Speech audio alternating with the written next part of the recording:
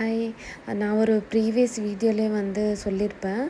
இந்த மட்டன் குழம்பு வந்து மண்டே ஸ்டைலில் வந்து ஒரு நாள் லஞ்சுக்கு களிக்கு செஞ்சுருந்தேன். ஸோ அது எப்படி பண்ணுறதுன்னு தனியாக போடுறேன்னு சொல்லிவிட்டு, இது வந்து ரைஸுக்கு, சப்பாத்தி, தோசை, இட்லிக்கு, களிக்கு மெயினாக வந்து சூப்பராக இருக்கும். எல்லாத்துக்குமே வந்து இது சூட் ஆகும். இது வந்து பண்ணுறதுக்கு வந்து மட்டனு இது வந்து 1 கேஜி. பட் நான் 1 கேஜி யூஸ் பண்ணல. நான் 1/2 கேஜி தான் யூஸ் பண்ணுறேன். அப்புறம் வந்து பச்சை மொச்சக்கொட்டை, கூட வந்து ஒரு உருளைக்கிழங்கு போட்டுக்கலாம். அது நீங்கள் உருளைக்கிழங்கு சாப்பிட்லன்னா அது ஜஸ்ட் ஒரு உருளைக்கிழங்கு 2ஆக போட்டுட்டு ஃபைனலாக கூட எடுத்து வெளியில் போட்டுடலாம். அது வந்து ரொம்ப டேஸ்ட்டாக இருக்கும். ஸ்மெல்லு அந்த ஃப்ளேவர் எல்லாம் நல்லாயிருக்கும். இதில் வந்து கொஞ்சமாக ஆயில் போட்டு எல்லாமே மசாலா வந்து ட்ரை ரோஸ்ட் பண்ணி அரைக்க போகிறோம். இதுக்கு வந்து கசகசா, பிரியாணி இலை, சோம்பு, மிளகு, பட்டை, லவங்கம், ஒரு ஏலக்காய், அப்புறம் வந்து கடல் பாசி, அப்புறம் இன்னும் வந்து வேறு மசாலா பார்த்திங்கன்னா வெங்காயம், இஞ்சி, பச்சை மிளகா, புதினா, நாட்டு கொத்தமல்லி மெயினு. அதுக்கப்புறம் வந்து பூண்டு, தக்காளி. ஸோ வந்து இது எல்லாம் செய்கிறதுக்கு வந்து நான் ஜஸ்ட்டு 1 டீஸ்பூன் ஒரு டீஸ்பூனுன்னு சொல்லுவாங்கள்ல, 1 டீஸ்பூன் எண்ணெய் மட்டும்தான் யூஸ் பண்ணுறேன். ஏன்னா மட்டனில் கொஞ்சமாக எங்கேயாவது கொழுப்பு இருக்கும் இல்லைங்களா, அது வந்து ஆயில் நல்லாவே விடும். அதனால் வந்து 1 டீஸ்பூன் மட்டும்தான் நான் யூஸ் பண்ணுறேன். 1/2 டீஸ்பூன் வந்துட்டு இந்த மசாலா எல்லாம் ட்ரை ரோஸ்ட் பண்ணுறதுக்கு யூஸ் பண்ணுறேன். இன்னும் 1/2 வந்து வெங்காயம் தாளிக்கிறதுக்கு வந்து யூஸ் பண்ணுறேன். அவ்வளோதான். நம்ம ஆயில் வந்து மோஸ்ட்லி கொஞ்சம் கம்மியாக யூஸ் பண்ணாலே வந்து நம்மளுக்கு அது ஹெல்த்தியாக இருக்கும்னு சொல்ல முடியாது மட்டனு. பட் வந்து நம்மளுக்கே அது வந்து தெரியும். ரொம்ப ஆயிலியாக இருந்தால் பார்க்குறதுக்கு தான் நல்லாயிருக்கும். பட் ஹெல்த்துக்கு வந்து அவ்வளோ நல்லதில்லை. ஸோ 1/2 டீஸ்பூன் எண்ணெய் போட்டுட்டு இந்த கசகசா, பட்டை, லவங்கம் இதெல்லாம் எடுத்து வச்சுருந்து இல்லைங்களா, கசகசா எல்லாமே போட்டுட்டு, அதுக்கப்புறம் பார்த்திங்கன்னா சின்ன வெங்காயம், பூண்டு, பச்சை மிளகா, இஞ்சி இது 4த்தையும் போட்டுட்டு லிட்டு போட்டு மூடி வைக்கிறேன். ஏன்னா வந்து இந்த கசகசா கொஞ்சம் வெடிக்கும். அப்புறம் ஆயில் கொஞ்சம் கம்மின்றதுனால டக்குன்னு வந்து வேகாது. சின்ன வெங்காயம் வந்து கொஞ்சமாக கலர் மாறணும். அப்போ தான் வந்து டேஸ்ட் வந்து நல்லாயிருக்கும். நம்ம பச்சையாக போட்டோன்னா அப்புறம் நம்ம இதை ரோஸ்ட் பண்ணுறதுக்கு வந்து மீனிங்கே இருக்காது.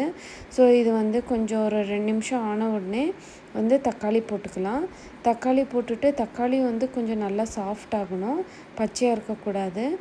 அப்போ தான் வந்து நல்லாயிருக்கும் நம்மளுக்கு குழம்பு. அந்த ஃப்ளேவர் வந்து அந்த ஒரிஜினல் அந்த நாட்டு ஸ்டைலில் இருக்கும். ஸோ இது வந்து கொஞ்சம் தக்காளி வந்து நல்லா அந்த சாஃப்ட்னஸ் வரும். ஏன்னா அது பார்க்குறதுக்கு ஹார்டாக இருக்குது இல்லைங்களா, அது வந்து நம்ம கொஞ்சம் மூடி வச்சோன்னா சாஃப்ட் ஆகிடும். அதுக்கப்புறம் வந்து தேங்காய், புதினா, அப்புறம் வந்து கொத்தமல்லி எல்லாத்தையும் வந்து லாஸ்ட்டில் சும்மா மேலே போட்டால் போதும். அது ஒன்றும் வதக்க வேண்டாம். நான் வந்து எப்பயுமே வந்து டைம் இல்லை, மிக்சியில் வந்து சூடாக போட்டேன்னா ஃப்ரிட்ஜில் வச்சுடுவேன்.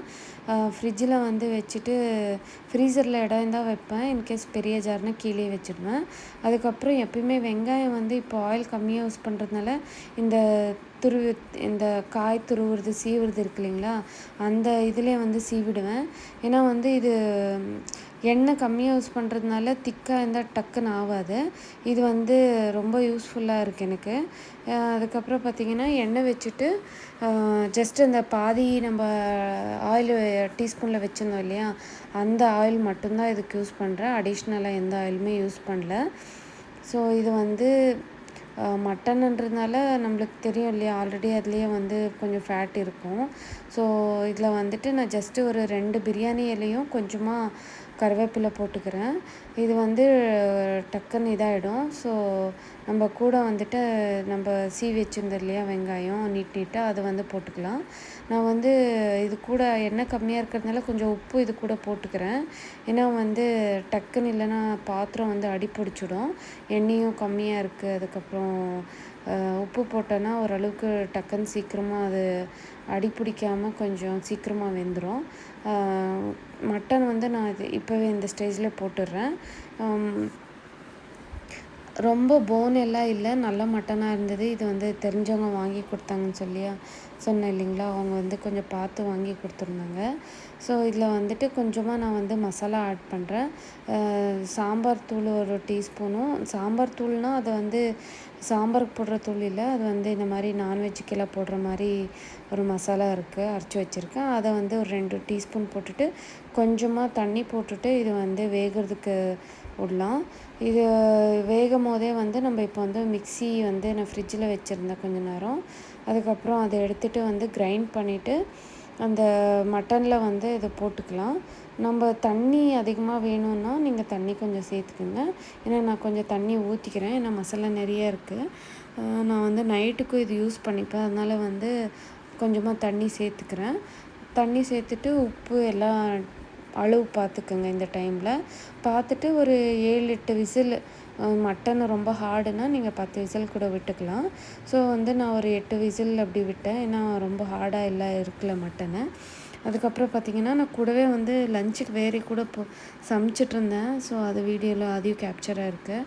ஸோ இது முடித்த உடனே நான் வந்து களியும் செஞ்சுக்கிட்டேன். ஏன்னா லஞ்சுக்கு டைம் ஆயிடுச்சு. அதனால் வந்து நான் எல்லாமே பேரலாக பண்ணிகிட்ருந்தேன்.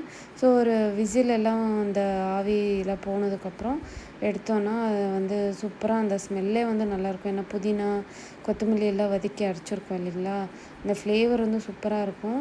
நீங்கள் சப்பாத்திக்கு யூஸ் பண்ணிக்கலாம், தோசை, இட்லி, ரைஸு. நான் வந்து இது வந்து களிக்கு லஞ்சுக்கு களி செஞ்சுருந்தேன். களிக்காக வந்து இதை வச்சு சாப்பிட்டேன். இது வந்து சூப்பராக இருக்கும். ட்ரை பண்ணி பாருங்கள், நல்லாயிருக்கும் ஒன்ஸு. தேங்க்யூ.